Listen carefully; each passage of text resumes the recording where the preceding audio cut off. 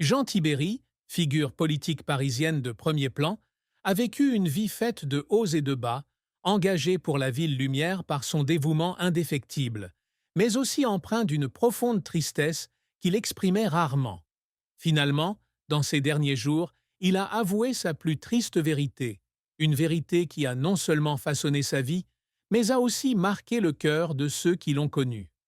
La plus grande tristesse de Jean Tibéry a peut-être été la désintégration de l'image politique qu'il s'était construite au fil des décennies, entachée par des scandales judiciaires, notamment l'affaire de fraude électorale dans le 5e arrondissement de Paris, qui a conduit à sa condamnation et à celle de son épouse, Xavière, en 2013. Né le 30 janvier 1936 dans une famille corse modeste, il a grande fière de ses origines, mais a vite appris que la politique était un milieu difficile, où les réputations pouvaient être détruites en un instant. L'affaire de fraude électorale, dans laquelle il était accusé d'avoir organisé l'inscription de 3 000 à 4 000 faux électeurs pour assurer sa victoire aux élections de 1995 et 1997, fut non seulement une défaite judiciaire, mais aussi un coup dur pour son estime de soi. Dans une interview accordée à Libération en 2019, il déclarait que la campagne médiatique contre lui et Xavier avait été cruelle, notamment lorsque sa femme avait été agressée pour lui faire du mal. La peine de 10 mois de prison avec sursis, 10 000 € d'amende et 3 ans d'interdiction de la vie politique lui furent douloureuses, car il a toujours clamé son innocence, affirmant avoir été le bouc émissaire des luttes intestines au sein du RPR. Cette tristesse naît non seulement de la perte de réputation, mais aussi du sentiment de trahison de la part d'anciens alliés, comme Jacques Chirac, qu'il avait nommé maire de Paris en 1995, avant de le laisser seul affronter la tempête. Fier corse, il ressentit cette chute comme une tache indélébile, une douleur qu'il porta jusqu'à sa mort, le 27 mai 2025. La carrière de Jean Tibéry fut longue, d'un jeune homme ambitieux à l'un des hommes politiques les plus puissants de Paris, mais aussi semé d'embûches et d'échecs qui le firent pleurer à plusieurs reprises. À partir des années 1950, brillant élève au lycée Louis-le-Grand, il se lança dans la politique en rejoignant le Rassemblement du peuple français de Charles de Gaulle à l'âge de 15 ans. Après avoir obtenu son diplôme de droit et être devenu magistrat, il entra en politique sous René Capitan, adhérant à l'Union gaulliste et étant élu au conseil municipal de Paris en 1965. 3 ans plus tard seulement, il devint député à l'Assemblée nationale, une étape qu'il décrivait comme un rêve pour un homme issu d'une famille modeste. Sa carrière décolle lorsqu'il devient un proche collaborateur de Jacques Chirac, cofondant le Rassemblement pour la République en 1976 et occupant le poste de secrétaire d'État à l'agroalimentaire dans le gouvernement Chirac. Lorsque Chirac est élu maire de Paris en 1977, Tibéry est nommé adjoint au maire, puis maire du 5e arrondissement en 1983 et premier adjoint au maire de Chirac. L'apogée de sa carrière est atteinte en 1995, lorsque Chirac devient président et choisit Tibéry pour lui succéder à la mairie de Paris.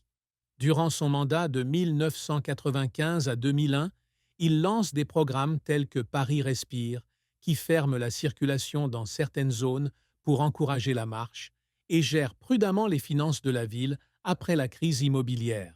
Cependant, son mandat est entaché de scandales, allant de l'attribution de logements sociaux aux enfants et aux proches, aux allégations de corruption dans la gestion des HLM et des marchés publics. L'affaire de fraude électorale de 1997, révélée par le Canard enchaîné, lui porta un coup fatal, entraînant sa défaite face à Bertrand Delanoë aux élections de 1901. Bien qu'il soit revenu maire du 5e arrondissement de 1901 à 2014, il n'a jamais retrouvé sa gloire d'antan. Les moments qui l'ont fait pleurer furent probablement ceux où il fut confronté à l'isolement de ses alliés, comme son exclusion par le RPR en 2000 pour s'être présenté comme indépendant, ou ses comparutions devant les tribunaux, où il se sentit bafoué. Sa persévérance à servir le 5e arrondissement, dont il connaît chaque rue et chaque habitant, témoigne de son dévouement, mais aussi d'une volonté de réparer ses erreurs passées. La vie de Jean Tibéri fut semée d'embûches, de ses humbles débuts familiaux à ses années d'intrigues politiques. Fils d'un agent d'assurance et d'une dactylo, il grandit dans la pauvreté, mais son intelligence et sa détermination le conduisirent à intégrer des écoles prestigieuses. Son premier défi fut de s'intégrer à l'élite parisienne, où il se sentit toujours marginalisé par ses origines corses. En politique, il dut apprendre à vivre dans l'ombre de Chirac, à la fois mentor et manipulateur. Succédant à Chirac en 1995 fut un honneur, mais aussi un fardeau, car il dut faire face aux divisions au sein du RPR, notamment l'insurrection de Jacques Toubon en 1998. Les scandales judiciaires furent ses plus grands défis, des allégations d'attribution illégale de logements aux manipulations électorales qui le mirent au centre des critiques des médias et du public. Dans son autobiographie, il qualifia la campagne médiatique menée contre lui de chasse aux sorcières, des articles du Canard enchaîné et d'émissions comme Les Guignols de l'Info le ciblant, lui et Xavier. Un autre défi personnel fut de maintenir l'unité de sa famille pendant la tempête, car Xavier, qui avait toujours été à ses côtés, fut entraîné dans des ennuis judiciaires à propos du tristement célèbre rapport sur la francophonie de 1996, dénoncé comme faux et condamné à payer 200 000 francs. Malgré son calme apparent, il a peut-être éprouvé un sentiment d'injustice, notamment lorsque son fils Dominique n'a pas su perpétuer l'héritage politique familial.